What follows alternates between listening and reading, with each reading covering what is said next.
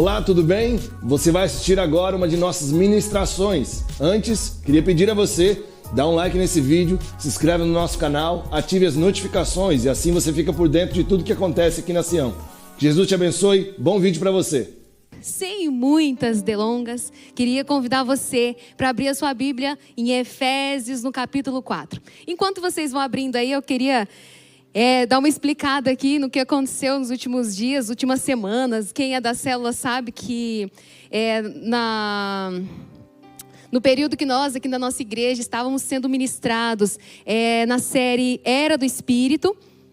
Em algum momento ali eu parei para refletir, meditar um pouco mais em Efésios. E se vocês olharem aí, né, para quem não está muito familiarizado com a Bíblia, vocês vão ver que tem apenas 6 capítulos. E essa leitura, né, essa meditação que podia ser, leitura que podia ser ali. Eu sentei, li, né, pouco tempo ali, já acabava e tudo mais. Foi se delongando, e o Senhor falou muito no meu coração. Especialmente nesse texto que nós vamos ler a partir do versículo 1 até o 3 aqui. Daqui a pouco a gente vai ler outros textos, então deixa sua Bíblia aberta. Vê se alguém do seu lado está sem a Bíblia, compartilha com ele, tem essa preocupação, esteja atento a isso, porque hoje a gente vai dar uma olhada na Bíblia, meditar juntos, amém? Deixa eu colocar meu relógio aqui. Todo mundo achou? Amém? Então, versículo 1 diz assim, como Efésios 4, versículo 1. Eu ouvi.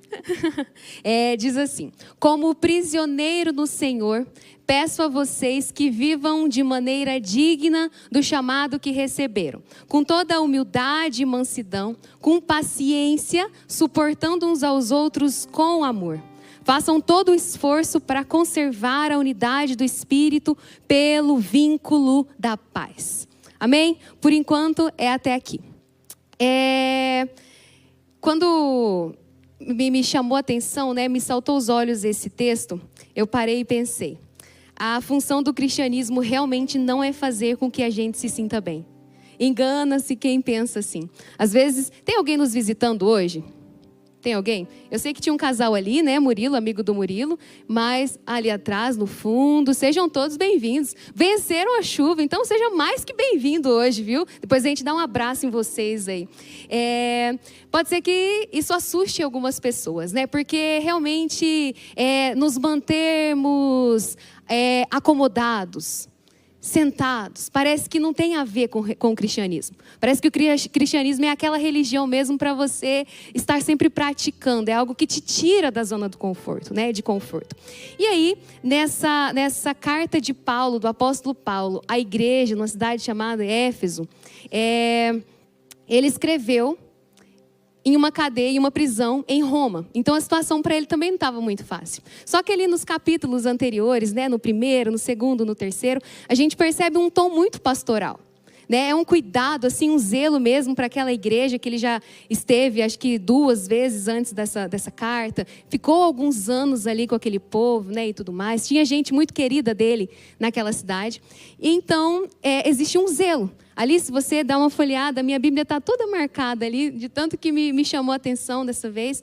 E sempre estava falando sobre nós sermos selados com o Espírito Santo, que em Jesus, no seu corpo, ele desfez a inimizade nossa com Deus. Então, Paulo vai construindo, né? Tem uma ideia ali sobre reafirmar um pouco quem nós somos.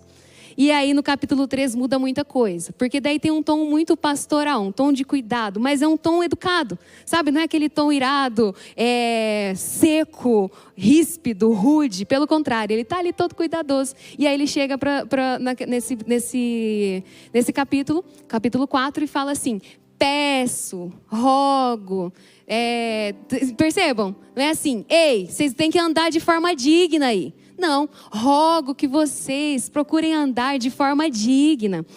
Tem algumas traduções mais modernas, vamos dizer assim, que fala assim, peço a vocês que vivam de uma maneira que esteja de acordo com o que Deus quis quando chamou vocês. Tá vendo? Bem explicado. O fato é que, independente da sua versão, se está aí chamado, vocação, modo, acordo, enfim, a raiz no grego desse verbo significa convocação, né? Então, a ideia é que o Senhor, Ele tem uma convocação para mim e para você, para nós vivermos uma nova vida em Cristo. Mas essa nova vida em Cristo, ela é incompatível em viver de uma forma de qualquer jeito. A observação é simples: viva de forma digna, certo? E aí ele continua no próximo versículo e assim por diante, dando uma explicada de como a gente pode fazer isso. Até porque o que você entende como vida digna pode ser um pouco diferente do que o outro pensa, e assim por diante. Mas, parando aí um pouquinho, eu queria que vocês voltassem, em Romanos 12. Romanos 12, primeiro, segundo versículo, é um texto bem conhecido, né? De manhã eu até brinquei com a igreja que se você tem 30 minutos de crente, pode ser que você já tenha ouvido essa passagem, que é muito comum. Fala para a gente não se conformar com este século, com este mundo, mas para que a gente se transforme pela renovação da nossa mente. E aí Paulo continua falando que a partir do momento que a gente fizer isso, aí nós vamos poder experimentar a vontade do Senhor, que é boa, perfeita e agradável, ok? Acontece que muitos de nós, às vezes por ignorância, a gente para aí e fala assim: não, Mateus, vai ser feita a vontade de Deus, porque a vontade de Deus é sempre boa, perfeita e agradável. E acontece que às vezes a gente esquece que existem alguns requisitos ali, alguns condicionantes, tá? Primeiro a gente precisa renovar a nossa mente, transformar a nossa mente pela renovação do Espírito Santo, né? Se eu pudesse falar um pouco mais sobre isso, é como se a nossa mente, essa transformação, mudança de mentalidade, ela se desse de uma forma a dilatar a nossa mente, para que nós, assim, consigamos receber a mente de Cristo. E aí a gente poder olhar com uma outra perspectiva todas as coisas. Pensar de uma outra forma, tá? Mas o próximo versículo, então, que é o 3, que eu quero que vocês leiam aí, diz assim: porque depois que ele fala da boa vontade perfeita e agradável do Senhor, ele fala assim: porque pela graça que me foi dada, digo a cada um de vocês, que não pense de si mesmo além do que convém. Pelo contrário, pense com moderação, segundo a medida da fé que Deus repartiu a cada um. Então, nós temos um condicionante anterior sobre a nossa mente, sobre nós sofrermos essa transformação, essa mudança, essa metamorfose. Mas agora nós temos uma outra coisa, nós temos ali uma advertência de Paulo. E isso mostra para nós, começa a mostrar para nós que como uma pessoa, como você pensa sobre você mesmo, presta atenção nisso. A forma como você pensa sobre você mesmo vai afetar diretamente na sua capacidade de experimentar a vontade de Deus. A forma, muitas vezes, como a gente se vê, se não for à luz da Bíblia, vai afetar diretamente na forma como eu ajo no meu dia a dia. Então, muitas pessoas... e às vezes a gente acha que não, mas isso acontece muito. Palavras terríveis foram lançadas ali na sua infância. E aquela pessoa se apegou tanto àquela mentira, que aquilo ali passou a fazer parte da sua identidade. E hoje ela age exatamente com base naquilo. Então, se você um dia, em nome de Jesus não, né? Mas se alguém um dia ouviu alguém falar para a pessoa, você não nasceu para dar certo. E ela se apegou àquilo. Como que vai ser o proceder dela? Certo? Como que vai ser o proceder dela? Desastroso, terrível, uma tragédia. E não é isso que o Senhor quer para as nossas vidas. Porque a forma, então, como eu olho para mim, como eu me entendo, tem muito a ver como eu me comporto, tanto comigo, como para Deus e como para os outros. Ok? Então, Paulo alerta nesse versículo 3 aqui em Romanos, algumas formas para a gente buscar ter moderação na forma como nós nos vemos e fugir dos extremos. Então, o primeiro extremo aqui, que ele cita ali, é pensar além. Mas eu quero mudar um pouco, eu quero falar um pouco sobre quando nós pensamos a quem sobre quem nós somos. O que é pensar a quem? É quando eu penso sobre mim com um olhar ruim, inferior. E isso muitas vezes esconde aí uma falsa humildade. A pessoa achando que quando ela fala, mas eu não sou ninguém não, isso é humildade. E não é. E não é. Essa autodepreciação está longe de ser humildade. Humildade nunca vai ser a gente se desmerecer. Nunca vai ser você olhar e ficar desmerecendo aquilo que você é. Enfim, você tem talento? Não, eu não tenho. Mas você faz isso tão bem? Eu não faço. Nunca vai ser isso. Nunca vai ser. Mas é a gente reconhecer a fonte. Saber que tudo vem de Deus. Tudo vem de Deus. Amém? Estão comigo? Então essa mentalidade de inferioridade pode levar alguém, inclusive, a rejeitar o próprio propósito divino para a sua vida. Então se eu penso a quem, muitas vezes eu vou estar desprezando os dons e as oportunidades que o Senhor tem confiado a mim. Mandando embora aquilo que o Senhor, o próprio Deus, está atraindo para a minha história. Ok? Então pensar a quem sobre mim mesmo é pensar menor do que Deus diz que eu sou. E viver sobre esse peso de desvalorização, sabe? É um caminho terrível. Porque daí eu vou ficar pensando em quem eu não sou, em quem eu poderia ser. E o que eu não tenho, e o que eu poderia ter. Então isso gera uma raiz terrível. Terrível. Raiz da comparação. Então eu olho e falo assim, mas eu não sou assim ainda. Eu não tenho isso ainda. Mas fulano tem. Então começa aquela coisa, mas por que ele tem? Eu queria ter aquilo. E a comparação leva à inveja, e daí é um caminho terrível, terrível, terrível. Então não confunda mais humildade. Humildade nunca vai ser você dizer eu não sou nada. Mas reconhecer quem o seu Deus é e aquilo que Ele dá para você. Não despreze o que o Senhor depositou na sua vida. Às vezes a gente tem essa tendência, parece que é meio até que cultural. Não despreze aquilo que o Senhor deu para você. Alguns exemplos aí que a Bíblia traz, né, que algumas pessoas até ousaram seguir esse caminho, como Moisés, como Jeremias, Gideão. Então eles chegaram para Deus diante do chamado, né, do Senhor e falavam assim, mas eu sou muito jovem, eu não sei falar, que mais? Eu sou o menor da minha casa, e assim por diante. E às vezes esse é um problema, um erro nosso também de estar cometendo aqui. Então, esse é um extremo. Então, o outro extremo é quando a gente pensa além do que convém. E o além do que convém é quando a gente tem um coração aí pesado, carregado no orgulho. E o orgulho, como nós sabemos, é um dos pecados mais sérios que o cristão pode cometer. O orgulho, ele impede, preste bem atenção nisso, uma pessoa orgulhosa, ela é uma pessoa que não se arrepende jamais. Uma pessoa orgulhosa não tem pelo que se arrepender. Entende? Ela é uma pessoa que não aceita correção. Porque se eu não me arrependo, como que eu vou aceitar que outra pessoa está falando que eu estou errada? Pensar além sobre si mesmo. Pensar demais sobre si mesmo. E em Tiago 4, não precisa abrir não, só quem quiser anotar, fala que o Senhor, Ele resiste aos soberbos.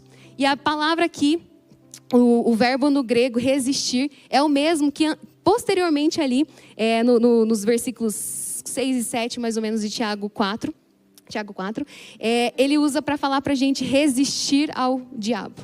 Então, da mesma forma que Deus resiste ao soberbo, é a mesma forma como nós devemos resistir ao diabo. Então, não é uma coisa boa. Pode ter certeza que não é uma coisa boa. O verdadeiro cristão, então, ele precisa ser quebrantado. Ele precisa ser ensinável. E ele precisa estar pronto para servir. Amém? Então, como que a gente pode evitar esses dois extremos? Está aí a palavra do Senhor. Pensar com moderação sobre nós. É fácil? É tarefa fácil? Não é, mas é uma tarefa que vem pela graça de Deus. É graça de Deus que impede a gente. O orgulho, pensar que não foi nada por merecimento, mas é também graça de Deus. Pensar que o complexo de inferioridade, que a força vem do Senhor, que vem dele. Então a graça de Deus vai manter a gente alinhado. E viver alinhado nessa verdade faz com que a gente entenda que o meu valor e o seu valor está em pertencer a Deus. O valor está em pertencer a Deus e depender da graça dele. Amém? Essa moderação, então, esse equilíbrio, essa mente sã, essa sobriedade, tem muito a ver com o processo de Deus nas nossas vidas, numa área que às vezes é meio difícil da gente aceitar, que é o processo de maturidade. Ninguém gosta de passar por um processo aí para a gente alcançar um novo nível de maturidade, porque muitas vezes dói. Muitas vezes é pesado. Muitas vezes a gente acha que não vai conseguir. Mas Ele quer de nós pessoas em processo de amadurecimento. Pessoas maduras, livres, comprometidas. Ok? Amém? E essa questão essa resposta que nós precisamos dar ao Senhor, né? Esse passo em direção ao Senhor, nesse relacionamento maduro, honesto e tudo mais, precisa ser baseada na verdade. Precisa ser deixado o meu eu de lado, o seu eu de lado, para que a gente possa, então, se apresentar diante do Senhor. Levando essa vida, então, com coração puro, com coração arrependido, com confissão de pecados em todos os momentos, sabe? E com compromisso. Muitas vezes a gente acha que a sociedade atual é uma sociedade muito descompromissada, né? E de fato a gente vê algumas notícias e tudo mais que nos leva a pensar dessa forma. A gente olha para daqui a pouco eu vou até falar uns dados aqui, uns dados, enfim, de uma pesquisa que eu estava fazendo, mas se engana quando a gente acaba generalizando. E esse erro é um erro que a gente não pode mais cometer. O erro da generalização. Então, quando eu coloco assim, falando que todo mundo, a sociedade atual, é uma sociedade descomprometida, eu estou me incluindo nela, certo? Quando eu falo que a igreja é uma igreja descomprometida, eu estou me incluindo nela. Isso é uma mentira. É uma mentira, porque eu creio que nós somos, sim, pessoas comprometidas com a verdade do Senhor. Eu creio que nós somos pessoas comprometidas com a palavra, com o evangelho, com o Espírito Santo. Amém? Amém? Então, para não deixar vocês diferente da igreja matutina, recentemente eu estava escrevendo um artigo lá no doutorado sobre a relação entre as gerações e como que elas lidam com uma questão de integridade psíquica, que é o meu objeto de estudo. Como que é a saúde mental nas diversas faixas etárias, né? E aí me surpreendeu muito quando a gente para analisar a geração Z, ok? A geração Z é aquela nascida de 1995 até 2010. Poderia pedir para vocês até levantar a mão, quem faz parte dessa geração, mas fica tranquilo. Alguém quase passou perto ali, né? Mas fica tranquilo. E nascidos em 2010, eu e Marcela já até namorava nessa época, né, Marcela? Já está fazendo 15 anos esse ano. E eles já estão, sim, no mercado de trabalho, seja ali no... Eu esqueci de novo. Jovem aprendiz, pequeno aprendiz, né? E essa questão toda. Acontece que as pesquisas mais recentes mostram que as pessoas, os empregadores, a turma do RH, os gestores, eles estão desesperados com essa geração, tá? Os dados são mais ou menos assim, ó, vou ler aqui para não me perder. 80% dos gestores consideram que a geração Z é o principal desafio da gestão de pessoas. É muita gente. 60% dessas pessoas da geração Z em entrevista de emprego não se veste adequadamente numa entrevista. 60% não faz comunicação visual. Eu esqueci de falar isso. 40%, que é muita gente, tem exigências salariais irracionais. Ou seja, chega lá e está querendo demais, né? Pouca profissionalização, enfim, tudo isso. E aí, quando contratados, então já é muito difícil, tá difícil. Mas quando contratados, o que acontece? 60% desses profissionais da geração D tendem a se comportar de forma arrogante. Então, assim, já estava difícil na contratação, mas o convívio posterior parece que ficou pior. Mais ou menos assim. Então, se a gente olha para esses dados, respira fundo aí, gente, que não estou generalizando. Respira aí. Calma, calma. Todo mundo já começa a ficar preocupado, né? Calma aí, aguenta aí. Realmente os dados são alarmantes, mas a gente não se apega a isso. A gente nós não somos pessoas que se apegam a reportagens e coisas da televisão, amém? Amém? A nossa verdade é a palavra do Senhor. E ali está falando que nós precisamos ser comprometidos com a palavra, etc. Então nós somos essa geração comprometida. Os nossos geração Z aqui da nossa igreja, eles não fazem parte desse negócio. Amém? Calma aí, aguenta, tá? Isso não é uma coisa para vocês se apegarem nisso. Nós somos sim um povo comprometido, ok? Nós somos, sim, comprometidos. Outra questão aqui é que, muitas vezes, a gente acaba esquecendo disso. A gente acaba vivendo uma vida longe daquilo que a palavra do Senhor diz. E aí a gente acaba se apegando a essas falácias, a essas mentiras que a gente vê por aí, ok? Então, volte agora lá para Efésios. Voltando ao versículo que nós estávamos lendo, eu mostrei para vocês em Romanos, aqui no Romanos 12, mais ou menos o que a gente tem que fazer pensar sobre nós, com moderação pela graça de Deus. Então, nem aquém, nem além. Mas agora a gente vai ver que a forma como a gente se enxerga, então, pode sim ter uma certa influência no nosso proceder. Então, Paulo, continuando ali na carta para a igreja de Éfeso e para todos nós hoje em Maringá, 2025, outubro, ele fala assim: ei, proceda lá então com toda a humildade, mansidão, com paciência, suportando uns aos outros com amor.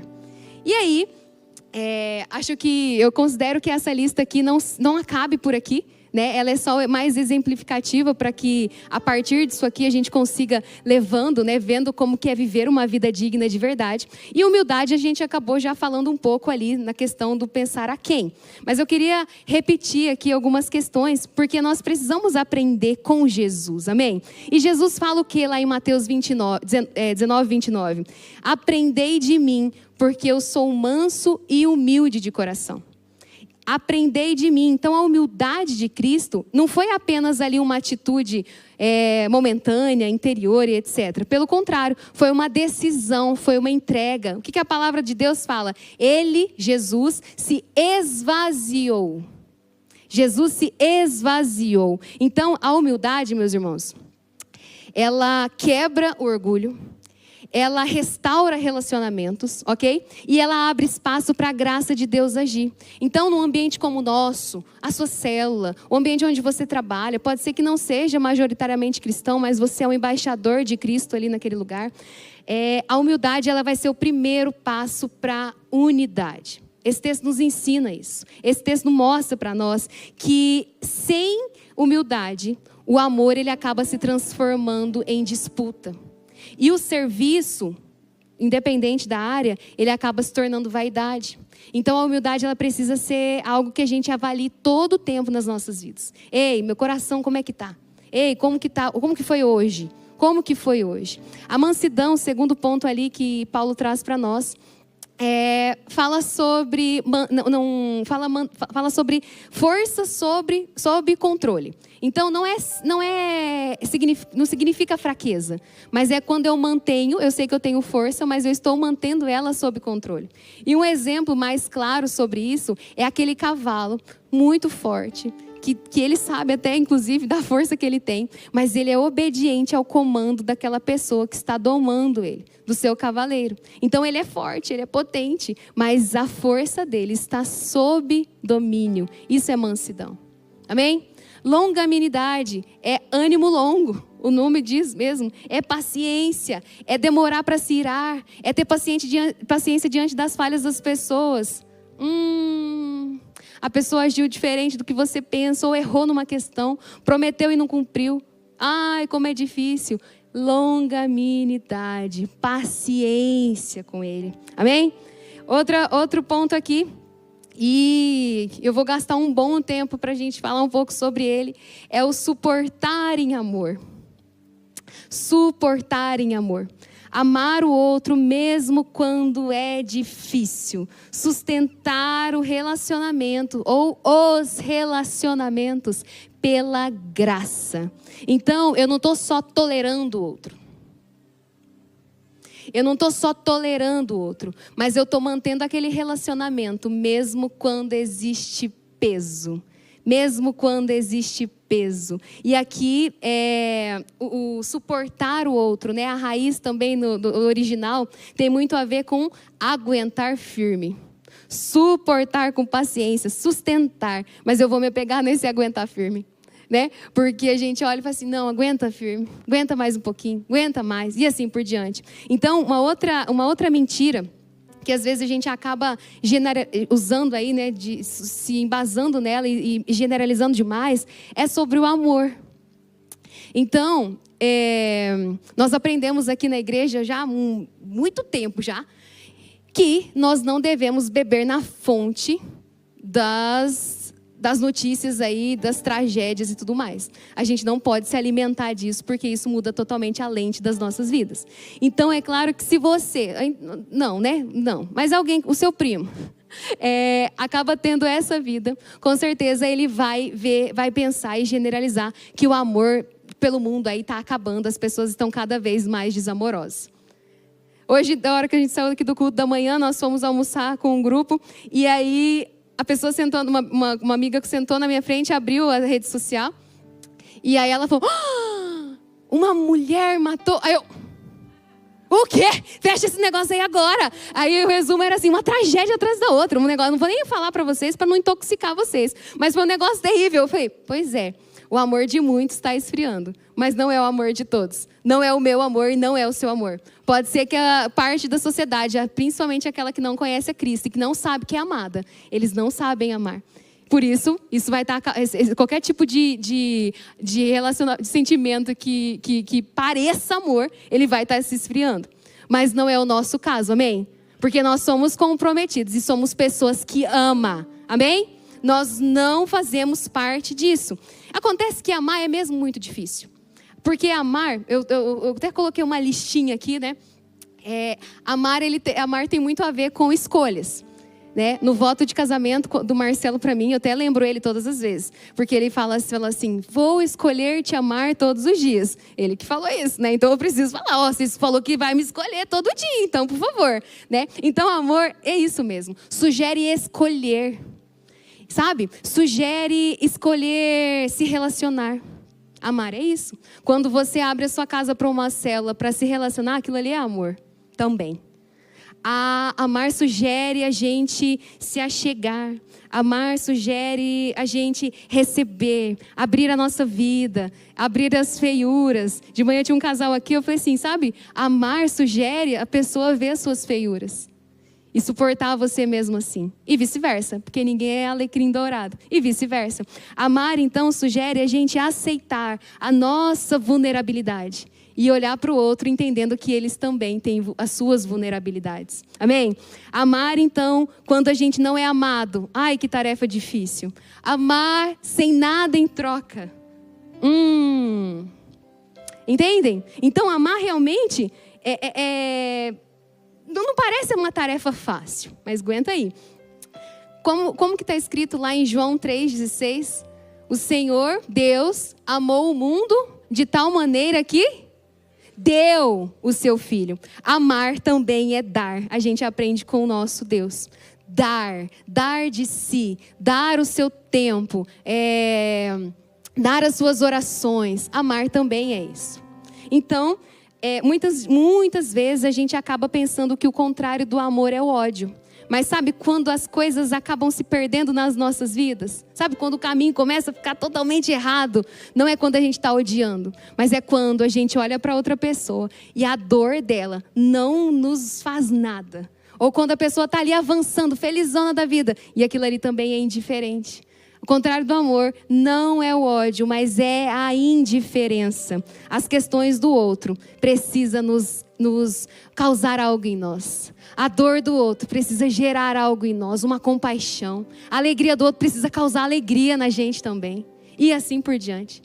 E aí, eu não preciso fazer um link aqui em relação a suportar em amor, mas com um tema, às vezes um pouco problematizado, mas vocês vão entender um pouquinho. Que eu queria falar um pouco sobre honra.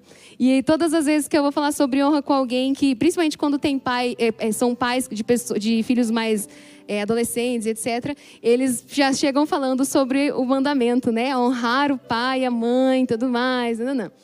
E sim, esse é o texto que tem um princípio maravilhoso e a gente vai voltar nele. Mas antes disso, eu queria falar para vocês que existe algo dos céus, existe um padrão dos céus para as nossas vidas, que permite que a gente, inclusive, toque a eternidade de certa forma, quando o nosso comportamento, o nosso agir, ele não é determinado aqui pelo ambiente temporal. E a honra tem a ver com isso. Por que não é determinado pelo ambiente temporal? Porque eu começo a olhar para o outro, a honra tem muito disso, e vai ficar bem claro agora. Eu honro essa pessoa, não porque eu concordo com todas as coisas que ela faz, ou pensa e etc. Porque às vezes é muito fácil amar, honrar quem é próximo de nós, quem a gente recebe da nossa casa, quem a gente admira.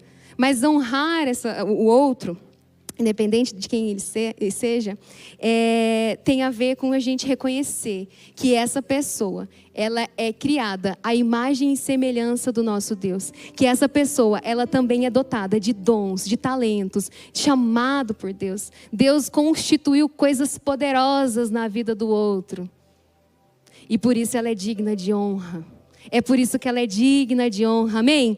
Então a pessoa que está do seu lado, que às vezes você nem... Não, você deu boa noite, sim, com certeza, já até orou com ela, mas essa pessoa, ela é muito digna de honra. A pessoa que te estressa no trabalho, que você inclusive tem um relacionamento tóxico lá em um ambiente externo aqui, ela é digna de honra também. Difícil? Pode responder, gente. Difícil? Sim, mas as coisas começam a mudar, sabe? Quando a gente olha para o outro e passa a olhar dessa forma. Passa a enxergá-lo dessa forma. Porque daí eu vou estar vendo que aquela pessoa, ela também é alvo do amor de Deus. Não é só eu ou só as pessoas cheirosas que andam comigo. Mas ela também é alvo do amor de Deus. Quando a honra, então, ela começa a ser corroída. Eu até deixei escrito aqui e eu quero que vocês entendam. Quando a honra, de certa forma, ela começa a ser corroída, a morte, ela começa a ter a porta aberta. A porta está abrindo assim para a morte passar, porque a honra está sendo corroída. Eu não sei se vocês já viram, inclusive essa semana lá no prédio que nós estamos morando, teve uma reunião, e aí mostrou umas fotos lá de viga, não entendo nada, que o ferro está corroendo, está oxidando. Achei que não tinha nada não, mas eles falaram que tinha. Gente, é terrível, é uma estrutura que está sendo corroída. A honra é uma base igual àquela estrutura de um condomínio. Ela precisa estar aqui enraizada nas nossas vidas, de dentro para fora, presa aqui no nosso coração e sempre pronta para ser expressa. A honra corroída, ela vai abrindo a porta para que a morte entre. Tá vendo? Volta lá no princípio, no mandamento. Honrará o teu pai e tua mãe para que você tenha vida longa. Vida longa. Usando aqui os minutos que eu tenho, não dá para sequer pensar em passar para outro assunto sem citar 2 exemplos. E esses 2 exemplos vão estar ali no Antigo Testamento, em 1º, 2º Samuel, que tem a respeito de Saul e Davi.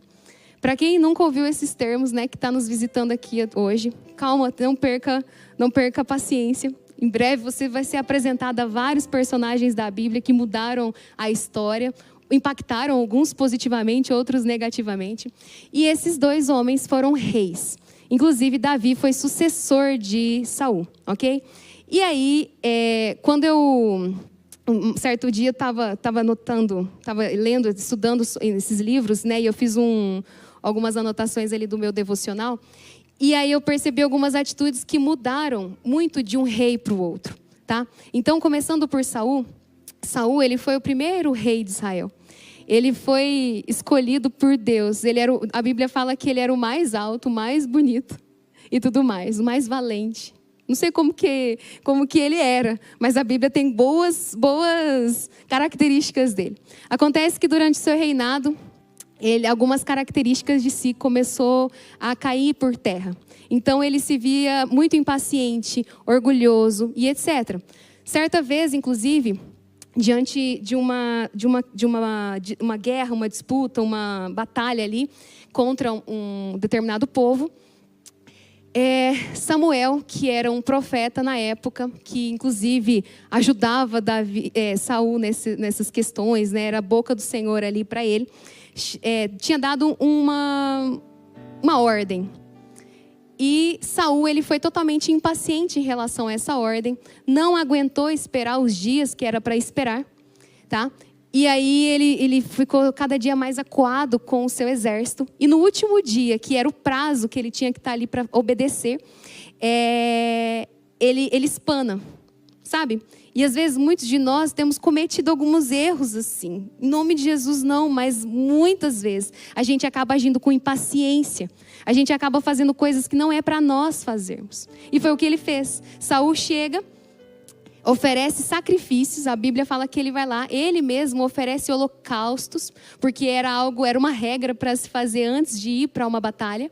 E ele, sem ser a pessoa apta para aquilo, ok? Porque quem era apto eram os sacerdotes, okay, e tudo mais. E Saul não era, Saul era o rei.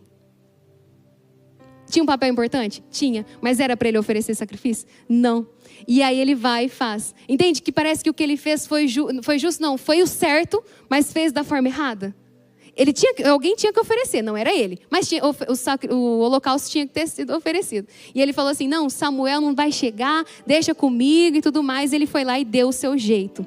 E o problema é que esse jeitinho dele, essa impaciência dele, essa desobediência dele, fez com que o reinado dele, que poderia durar para sempre, fosse interrompido naquele momento. E a palavra de Deus lá, por meio de Samuel, fala assim, o Senhor, a partir de hoje, está escolhendo um novo rei, segundo o coração dele.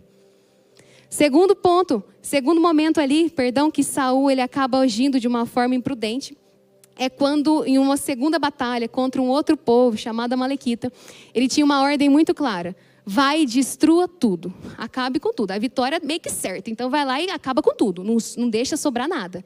Aí Saul vence, ok? Até aí tá tudo bem. Samuel chega naquela região e escuta barulhos de animais. Ele chega e fala assim, barulho é esse? Aí Saul começa a usar de argumento, justificativa, desculpinha. E resume assim, não, mas quem pegou os bens preciosos, as coisas preciosas desse povo foi o meu exército. Ah, mas eu cumpri a palavra do Senhor. E assim por diante. Então ele não se arrependia, ele não aceitava a correção, mas ele queria só ficar se justificando, sabe? E tem muitas vezes com a nossa vida. A gente quer arrumar desculpinha, quer arrumar coisinha em vez de reconhecer que nós estamos errados. Em vez de reconhecer de forma humilde que nós erramos e agora é hora de se arrepender e vamos ver. Saul não fez isso. E aí o que acontece? Samuel chega, repreende e fala uma frase que ela é muito importante e pertinente para os nossos dias de hoje. Ele fala a famosa frase, é melhor o obedecer do que o sacrificar. Se você passou pela juventude, nunca ouviu seus pais falando isso, eu não sei não, hein? Que lá em casa era sempre assim, é melhor obedecer que sacrificar. Eu nem sabia o que significava isso aí direito, né? Então, sabe qual que foi a diferença do rei Saul para Davi? Para o seu sucessor? A Bíblia fala que Davi, depois, né, posteriormente, ali em 2 Samuel, também peca gravemente, ele erra absurdamente, ele mata, ele adultera. Então, assim, também as coisas não estavam boas para ele, não. O negócio não estava bom para Davi também. Mas aí, o outro profeta, Samuel, já tinha morrido. Vem o profeta Natan agora e chega diante do rei Davi. Imagina você, sendo um profeta, chegar diante de um rei e ter que repreendê-lo. Não deve ser uma tarefa muito fácil. Acontece que ele se usou de uma história, de uma metáfora, de uma analogia ali, para demonstrar ali a atitude que Davi tinha tido, mas com uma história. E a hora que Davi ouve só a história, sem nomear ninguém, etc., Davi, com seu senso de justiça aflorado, chega e fala assim, que coisa terrível, esse homem que fez isso aí precisa morrer. Aí o profeta Natan chega e fala assim para ele, esse homem é você. Sabe? Davi, diante disso, né, acho que, não sei se ele engoliu, se ele respirou, não sei se o coração parou, se a pressão caiu, eu não sei o que aconteceu. Mas a Bíblia fala que ele para. Eu não consigo imaginar. Mas ele fala assim, pequei contra o Senhor. Ele reconhece, ele vai lá e declara aquilo, e é um pedido já de perdão, é um arrependimento, é uma confissão de pecado, é tudo um combo ali, mas foi sincero. E aí a palavra do Senhor continua, né? Não vou continuar falando aqui, mas perceba que esse arrependimento foi a questão que, assim, o que mais diferenciou a ação dos dois. Então, se de um lado a gente via Saul preocupado com a sua reputação, a gente vê daqui Davi se preocupando com a sua relação com Deus. Se de um lado Saul está se lamentando pela perda do trono, do outro a gente vê Davi se lamentando pela perda da presença. Então, percebe que a diferença, como eles estão tratando uma correção, está fazendo ali a diferença para a eternidade deles? Muito sério isso aqui. Então, existe um perigo, até o Salmo 51, se vocês quiserem anotar, foi um salmo que Davi escreveu exatamente nessa época. Foi um salmo, inclusive a gente conhece ele, principalmente ali pelo verso 10, que fala assim: ó Deus, cria em mim um coração puro e dá-me uma vontade nova e firme. Aí ele pega e termina falando assim: não tires de mim a tua presença. Porque ele percebeu que o rei Saul foi retirado dele a coisa mais importante, que foi a presença do Senhor. Então Davi, ele age de uma forma diferente. Depois, inclusive, até medita, salmodia o Salmo 51, porque é um salmo muito sincero. Inclusive, isso mostra para nós, mais uma vez, que a Bíblia, acho que a Bíblia, ela rejeita completamente a nossa ânsia, a ânsia da humanidade, a vontade da humanidade, em que ficar cultivando heróis. Entende? Então, Saul foi um exemplo a não ser seguido. Davi, embora depois se arrependa, viva as consequências do pecado e tem o seu trono, avança o trono, até a sua descendência quer vir contra ele e tudo mais, mas ele avança, mas também não é um homem perfeito. Então, essa vontade sempre de cultuar heróis, que nós às vezes temos muitas vezes, a Bíblia rejeita completamente, porque são homens e mulheres que possivelmente erraram, muitas vezes, inclusive esse é os que a gente se apega, se arrependeram e alcançaram misericórdia. Então, quando a gente fala sobre suportar em amor, honrar, a diferença de Saul e Davi, honra. Saul jamais, principalmente agora, quando ele começa a se preocupar com o que as pessoas ali do exército dele estão achando, quando ele começa a ficar arrogante, soberbo, sabe, ficar preocupado com a sua reputação, ali ele para a honra. Ele para de honrar Deus que o colocou como rei. Ele para de honrar o Deus que fazia ele ganhar todas as batalhas até ali. Para de honrar. Davi não, ele se arrepende, ele comete erros terríveis, mas ele volta, se arrepende, e aí ele coloca a honra realmente onde precisa ser colocado, diante de Deus. E ele fala: pequei contra o Senhor, somente contra o Senhor. Então ele reconhece. O primeiro passo, reconhece, depois se arrepende, depois alcança misericórdia. Isso é maravilhoso. Mas viver dessa forma hoje, nós aqui, requer de nós uma mudança de atitude. Amar como Deus ama, olhar como Deus olha, acolher como Deus acolhe. A gente só vai saber fazer isso quem um dia soube que é amado. Nós só saberemos amar quem um dia soube que é amado. Então pode ser que alguém que está nos assistindo pelo YouTube, alguém que está aqui dentro, nunca entendeu o que é amado. Eu quero falar para você que em nome de Jesus, você tenha a revelação de que você é amado por Deus, que você é um filho amado de Deus. Receba essa revelação hoje no nome de Jesus, para que assim você possa transbordar o amor que Deus tem. Aquilo que Ele dá, nós transbordamos, nós derramamos no outro. Amém? Então, realmente, muitos de nós precisamos lidar sim com algumas questões dos nossos corações. Sabe? A honra, além da honra corroída, abrir a porta para a morte, a honra em ação, ela é a humildade em ação. A honra, ela aprende, quando a gente aprende a honrar os outros, né? Isso vai fazer com que a gente cresça em Deus. A vida flui por meio da honra. As suas questões que às vezes está empacada, parada, flui por meio da honra. Nós precisamos entender que a unidade, ela vai aumentando por meio da honra. A unidade vai aumentando quando a gente suporta uns aos outros, a gente aguenta firme uns aos outros em amor. Isso é muito sério, isso é algo terrível que a gente às vezes passa despercebido e às vezes a gente passa a ser, sim, pessoas desonrosas. Pessoas que levam a brincadeira o relacionamento com o outro. Ei, relacionamentos importam. Relacionamentos precisam ser intencionais, precisam ser vestidos de humildade, precisa ser com mansidão, com paciência, precisa aguentar firme. Ei, aguenta mais um pouco, vale a pena viver uma vida que honra as pessoas. Amém? Versículo 3, Efésios 4, versículo 3. Façam todo o esforço para conservar a unidade do Espírito pelo vínculo da paz. A Bíblia não está falando assim, ó. Ei, vocês, façam todo o esforço para criar a unidade do Espírito. Mas está falando assim, façam todo o esforço para conservar a unidade do Espírito. E aqui conservar pode ser substituído ali por guardar, por preservar, por proteger. Então significa que a unidade é obra do Espírito Santo, ok?